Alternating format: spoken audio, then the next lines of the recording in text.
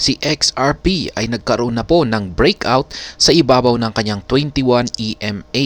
Dahil dito ay meron pong isang analyst ang nakapagsabi na ito na po ang hudyat para akyatin ni XRP ang mga price target na ito. Ito ay mag-uumpisa sa presyong $0.80 at sunod ay ang $1.3 at $2.8 at pinakamataas na target price na $5.5.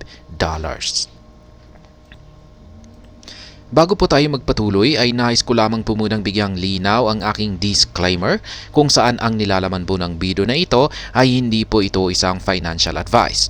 For education and information purposes lamang po ang layunin nito. Nais ko na rin pong magbigay babala na wala pong kahit anumang group chat ang Pinoy Crypto Trader. Ang analyst na laging nakatutok sa galaw ng 21 EMA ay walang iba kundi ang sikat na si Egrag. Siya po ang naglabas ng pahayag na si XRP ay nagkaroon ng isang komportableng posisyon sa ibabaw ng 21 exponential moving average. Sa mga hindi nakakaalam ay isa po itong bullish signal na nagsasabing aakyat na ang magiging sunod na galaw ni XRP.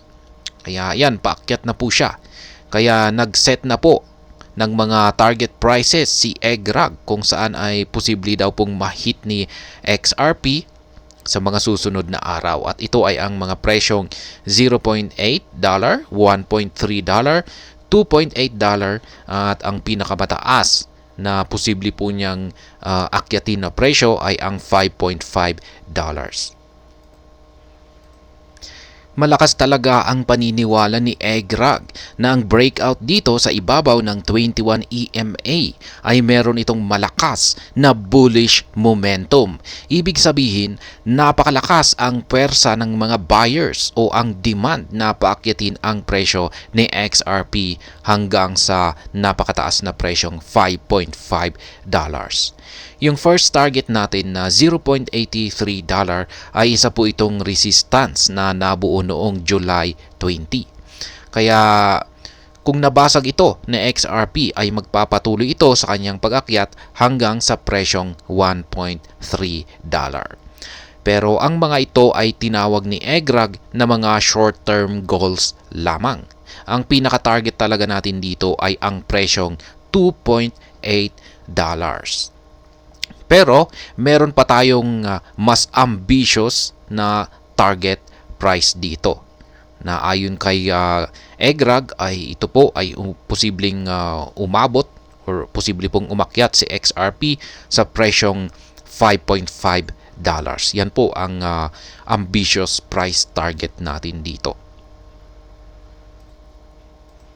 At hanggang dito na lamang po tayo sa video na ito mga ka-crypto. Sana po ay inyong nagustuhan ang aking paliwanag dito. Kung inyo po itong nagustuhan, pakiclick lamang po ang like button nito. Para naman po sa mga bago lamang dito, kayo po ay aking inaanyayahan para mag-subscribe. Pakiclick na rin po ang bell icon nito dahil ito po ang siyang magsisilbing notification nito sa mga bago kong videos na akin pong ina-upload sa aking YouTube channel na ito. Marami pong salamat sa panonood. Ingat po tayo lagi at God bless po sa ating lahat.